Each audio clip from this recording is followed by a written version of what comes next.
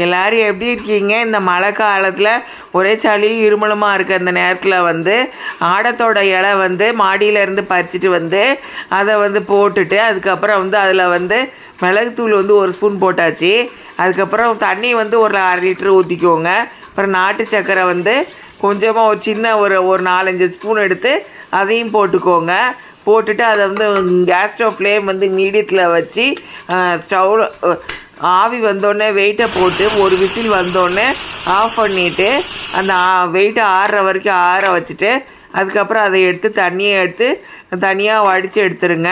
இந்த குக்கரில் தண்ணியை டக்குன்னு ஊற்ற முடியாது.